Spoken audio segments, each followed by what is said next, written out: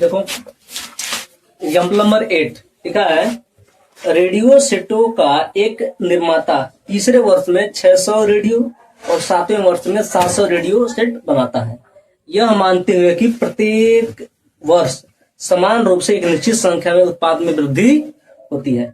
ज्ञात कीजिए। पहला लिखा है प्रथम वर्ष में उत्पाद, दूसरा 10वें वर्ष में उत्पाद और तीसरा 7 वर्षों में कुल उत्पाद। देखो 8 नंबर है, बोल रहा है तीसरे वर्ष में वो 600 बनाता है और बोल रहा है कि ये जो हम बढ़ा रहे हैं ना धीरे धीरे वो समान क्रम से बढ़ा रहे हैं, यानी कि हम श्रेणी क्रम में चल रहे हैं, यानी कि एक समांतर क्रम में हम चल रहे हैं, समांतर श्रेणी में चल रहे हैं। यानी कि तीसरे वर्ष में A3 बराबर कितना दिया है 600 और फिर इसने ये भी बोला है कि 7वें वर्ष यानी कि A7 बराबर हम कितना बना रहे हैं 700 रेडियो बना रहे हैं। तो हमको याद करना है प्रथम वर्ष में, 10वें वर्ष में और 7 वर्षों में कुल उत्पादों की संख्या बताना है। अब इधर देखो थोड़ा सा ध्यान, क्वेश्चन में दे रखा है कि यह एक समांतर श्रेणी में है। समांतर श्रेणी में तो प्रथम पद ए होगा, तो अगला पद A प्लस डी होगा, फिर इसके अगला A प्लस 2D होगा, उसके अगला A प्लस 3D होगा, यानी कि पहले साल, दूसरे साल, तीसरे साल, चौथे साल, यानी कि तीसरे साल यानी कि A प्लस 2D बराबर कितना हो जाएगा 600। कितना समझ में आया कि नहीं बताओ? यह पहले साल का है, ये दूसरे साल, ये तीसरे साल, फिर चौथे साल, यानी कि हर साल एक समान क्रम में आगे बढ़ा रहा है, यानी कि समय डी आगे जोड़ता जा रहा है। ठीक है, यानी कि तीसरे साल में 600 बना रहा है, यानी इसको मिटाता है नहीं। हाँ, यानी कि हम यहाँ से एक इक्वेशन बना सकते हैं A प्लस 2D बराबर 600। यदि समझ में ना आ रहा तो बताओ, समझ में आ रहा है कि नहीं? दूसरा मेथड बताता है। दूसरा देखो, मान लेते हो समांतर श्रेणी में चल रहा है, मान लेते उसका प्रथम पद पहले साल वो A बनाता है, ठीक है, और हम ये भी मान लेते हैं प्रत्येक साल वो D बना देता है, यानी कि ये हो गया इसका प्रथम पद और ये हो गया इसका 7वां पद। बोला तीसरे साल वो 600 बनाता है, यानी कि T3 बराबर A प्लस पुस्तक में n माइनस 1 इंटू डी, यानी कि T3 कितना लिखा है 600 बराबर A प्लस n के जगह पे 3 में से जाएगा तो 2D। समीकरण नंबर 1 समझ में आया कि नहीं? अब क्लियर हुआ? वैसे ही 7वें साल वो 700 बना रहा है, यानी कि 700 बराबर A प्लस 6D। ये बात बताओ समझ में आया कि नहीं? ये वाला डायरेक्ट लिखे हैं। क्लियर हो गया? घटा दो, समीकरण 1 में समीकरण 2 घटाओगे, ये माइनस रहेगा, माइनस रहेगा, माइनस रहेगा। 600 में जब 700 जाएगा तो बचेगा -100, ये माइनस प्लस मिलके कट जाएगा और ये कितना बचेगा यहाँ पे -4D।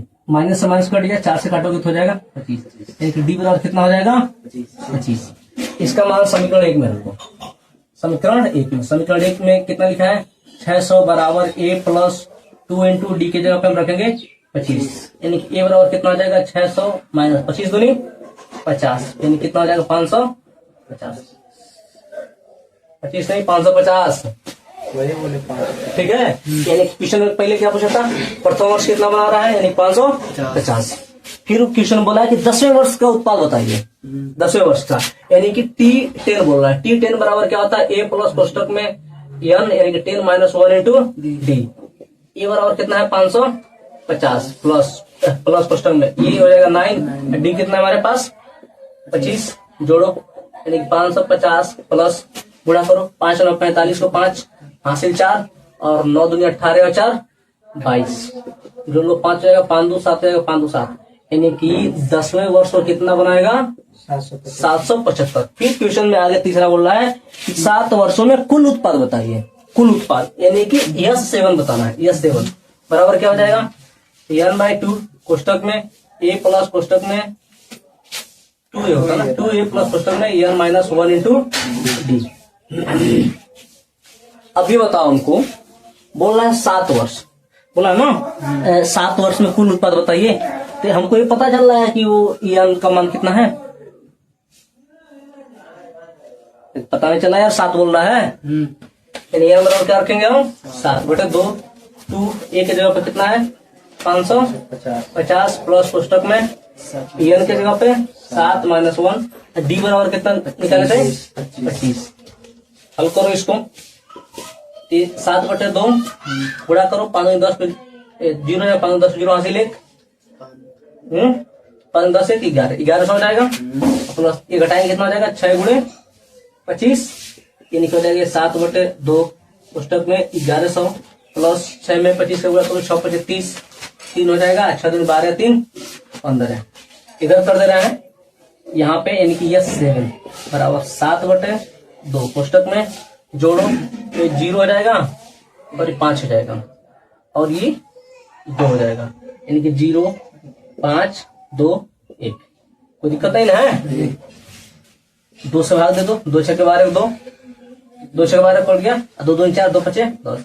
इसमें 7 का ये है, गुणा करना है, गुणा करो 7 5 35 को 5 हासिल 3, 7 2 14 15 16 17 17 को 7 हासिल 1 और 7 5 35 और 7 6 42 और 1 यानी कि 7 वर्षों में कुल उत्पाद कितना हो जाएगा उसके पास, 4375।